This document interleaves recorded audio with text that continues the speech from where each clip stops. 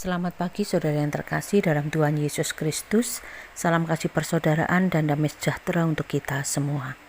Bertemu kembali di Renungan Padinan GKJ Purwantoro hari ini, Kamis 11 April 2024. Bersama saya Titi Ismulyanti dari Pepandan Bulukerto. Dalam momentum Lebaran ini, judul renungan pagi ini adalah berpulang di momen Lebaran sebagai ruang pengampunan. Sebelum kita membaca firman Tuhan, kita ambil waktu teduh dan dengan sikap berdoa, kita naikkan pujian. Yesus ku panggil, Yesus ku undang, masuk dalam hatiku, memimpin, menuntun dalam setiap hidupku, sucikan, kuduskan semua dosaku. Yesus ku panggil, Yesus ku undang, masuk dalam hatiku. Bacaan renungan terambil dari Injil Lukas 15 ayat 20-23 yang beginilah firman Tuhan. Maka bangkitlah ia dan pergi kepada bapanya.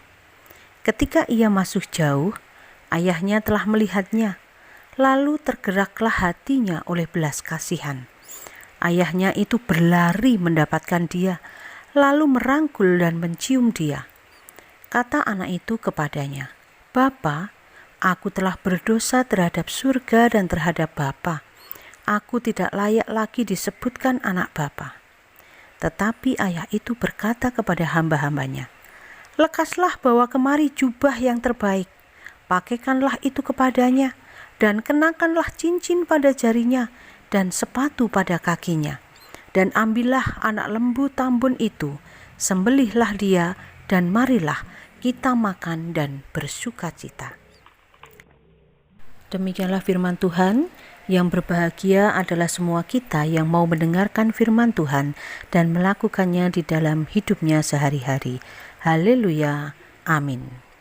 Saudara yang terkasih, salah satu budaya yang senantiasa melekat dari perayaan Idul Fitri adalah mudik. Puluhan juta orang telah meninggalkan daerah asalnya untuk mengadu nasib, memperbaiki kehidupan, dan mencapai kemapanan dengan hijrah ke perkotaan. Pada momen Idul Fitri, mereka akan kembali ke kampung halamannya untuk merasakan kembali suasana kekeluargaan yang penuh kebersamaan dan kehangatan. Kota-kota besar di Indonesia seketika akan sunyi senyap, dan sebaliknya desa akan sangat padat dan penuh sesak. Budaya mudik pada momen Idul Fitri tidak hanya sekedar bercengkrama dengan sanak keluarga, lebih dari itu, tercipta ruang pengampunan. Anggota keluarga akan saling memaafkan satu sama lain, dan dalam budaya tertentu, para anak akan sungkem kepada orang tua sebagai simbol ruang pengampunan.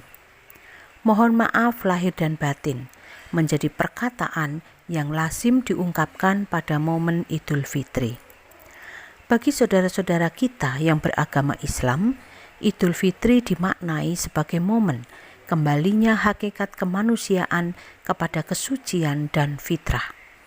Sebuah makna yang mendalam di mana Allah begitu menyayangi umatnya dan Allah rindu pada umatnya untuk kembali berpulang ke dalam fitrahnya. Bagaimana orang Kristen memandang dan merayakan Idul Fitri? Dalam spiritualitas Kristen, Allah juga merindukan umatnya hidup dalam kesucian, hidup yang senantiasa seturut dan taat pada Tuhan. Namun, manusia lebih senang hidup dalam dosa. Bagaikan rumah yang menerima kita apa adanya, kita pun dipanggil untuk berpulang, mengarah dan tertuju kepada Allah dan masuk dalam ruang pengampunan Bapa. Seperti kisah anak yang hilang di dalam Injil Lukas 15 ayat 11 sampai 32. Dalam proses berpulang itu pun kita sering kali menilai bahwa diri kita berdosa, tidak pantas dan tidak layak. Namun Sang Bapa tetap memberikan jubah yang terbaik, cincin, sepatu, dan bahkan menyembelih anak lembu tambun sebagai bukti sukacita sang ayah atas berpulangnya sang anak. Sebegitunya gambaran kasih sayang Allah kepada umatnya. Karena begitu besar kasih Allah kepada kita, layaklah untuk kita senantiasa bertekuk lutut di hadapan Tuhan, memberi pujian, hormat dan syukur setiap saat. Kiranya Tuhan memberkati. Mari kita akhiri renungan pagi ini dengan berdoa. Segala puji, hormat dan kemuliaan hanya bagi-Mu Tuhan. Karena seperti Bapa sayang anaknya, begitupun kasih-Mu kurasakan dalam setiap hidupku. Maka ampunilah